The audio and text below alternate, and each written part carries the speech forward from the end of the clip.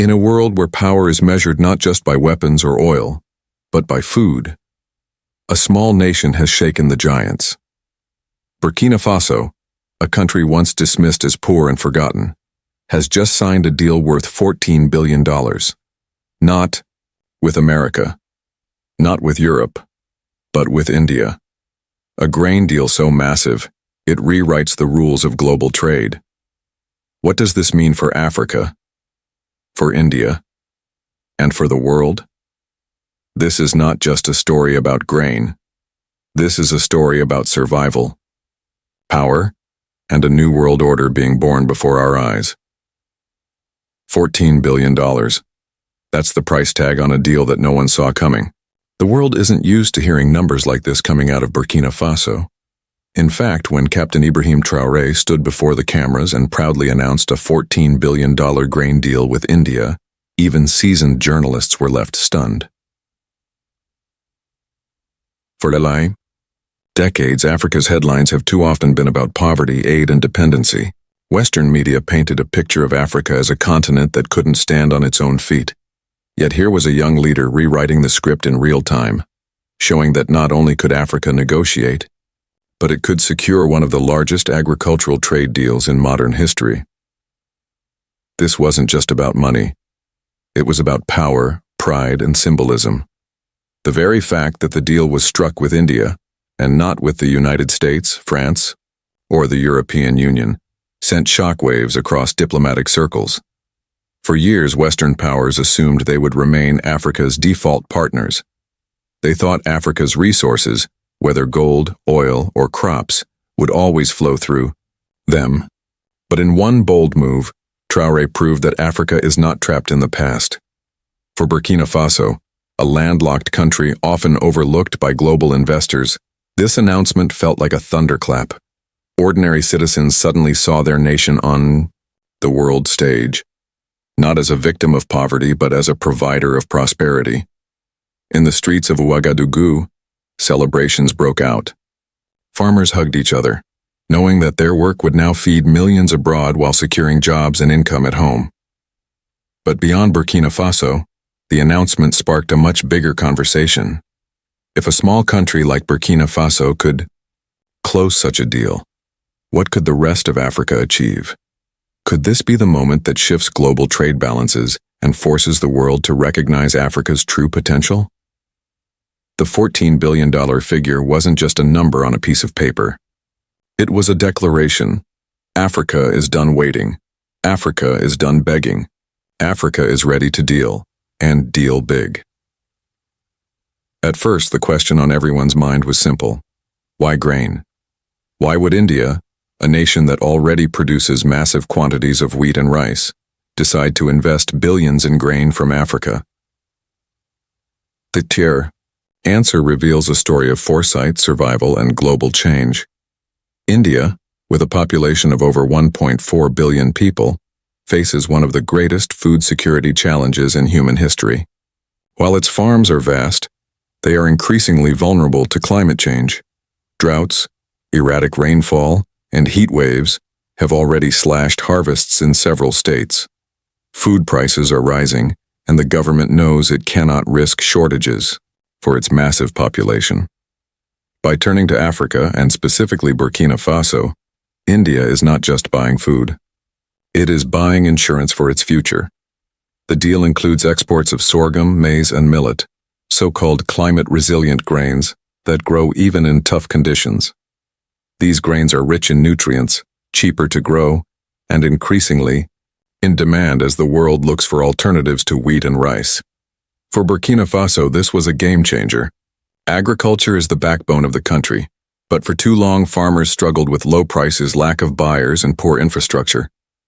Traoré's government cleverly positioned Burkina Faso as a solution to a global problem. By scaling up production, building storage facilities, and upgrading transport networks, Burkina Faso transformed from a struggling supplier into a serious agricultural powerhouse. But the impact goes deeper. This deal wasn't just about economics, it was about psychology and dignity. For centuries, Africa was treated as a continent that needed to import food, a place that relied on others to survive. Now the roles are reversed. Africa is exporting grain to feed one of the largest populations on Earth. The symbolism of this reversal cannot be overstated. The timing was also critical. With the war in Ukraine disrupting global grain markets and Western nations scrambling to secure alternatives, India's bold move to partner directly with Africa stood out as visionary. It showed the world that the future of food security doesn't lie only in Europe or America. It also lies in Africa's soil. The moment news of the 14B deal hit the wires, global markets reacted. Grain futures in Chicago and London spiked. Traders whispered about a new African factor in commodity markets. For decades, Western corporations controlled African agriculture through middlemen, foreign-owned farms, and aid-linked trade policies. Suddenly, one deal showed that this control could crumble overnight. Western analysts scrambled to explain the situation. Some dismissed it as a risky experiment. Others questioned whether Burkina Faso could deliver on such a large promise. But beneath the surface there was fear. Fear that Africa was waking up. Fear that the old monopoly over African resources was slipping away. Meanwhile, across Africa, the mood was electric. Social media lit up with hashtags like Africa Feeds, The World, and a Traore the Game Changer. Young Africans, often frustrated with being portrayed as victims, finally had a story of victory. Memes circulated showing Traoré shaking hands with Indian leaders, with captions like, "Not aid, not charity, real business." In India, the deal was celebrated as well. Media hailed it as a masterstroke of diplomacy and foresight. Ordinary citizens saw it as reassurance that their government was securing food for future generations. The West, however, couldn't hide its unease. Commentators on European networks warned about new spheres of influence. U.S. lobbyists began pressuring governments to reconsider their commitments to African suppliers. But the truth was clear. The old world order had been shaken. What many missed in the noise was that this deal was about more than just grain. It was about decades Africa's trade was tied to its former colonizers, France, Britain, the U.S. The West acted as if Africa had no choice but to trade on their terms. Traoré proved otherwise. By striking directly with India, Burkina Faso bypassed the traditional middlemen and created a South-South alliance, a partnership between two nations of the global South. For India, this was strategic. By investing in Africa, India not only secured food but also gained political goodwill. It showed itself as a partner, not a patron. For Africa, it was proof that equal partnerships were possible outside Western dominance. Experts now believe this could spark a domino effect. If Nigeria, Ghana, or Ethiopia follow Burkina Faso's example, we may see a wave of mega deals with China, India, and other Asian giants. The global food map would change, and with it, the balance of power. More than trade, it was about identity. Traoré has consistently spoken of freeing Africa from Western dependence. This deal was the first step in showing that vision in action. By looking east, Africa showed it has choices. By partnering with India, Africa reminded the world, it is not a passive continent, it is an active player with cards to play. The $14 billion grain deal is not the end of the story. It is the beginning of a new chapter. Already questions are buzzing.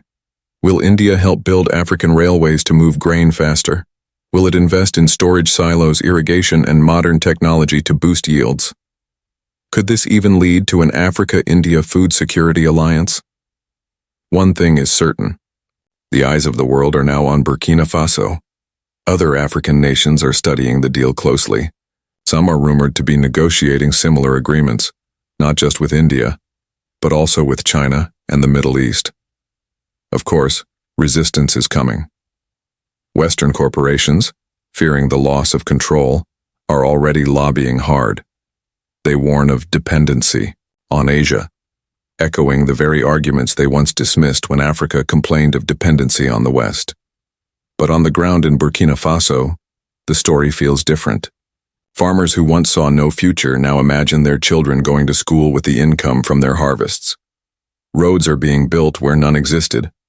Jobs are opening in transport, logistics, and trade. The ripple effect of the deal is touching. lives across the nation. For the global audience, the lesson is clear. The balance of power is shifting. From gold beneath Africa's soil to grain above it, leaders like Traoré are showing the world that Africa's rise is not a dream. It is a reality. And so the $14 billion grain deal is more than a headline. It is a signal. A signal that the world should no longer underestimate Africa, because Africa is not waiting for permission. Africa is building its future, one bold deal at a time. $14 billion, one deal, and the world will never look at Africa the same way again. For the West, it is a warning. For India, it is a victory. But for Africa, it is a rebirth. Because this is more than grain. This is dignity. This is sovereignty. This is Africa standing tall. The question is no longer if Africa will rise.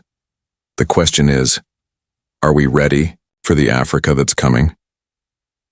If you enjoyed this video and want to stay updated on the stories shaping our world, don't forget to hit that like button.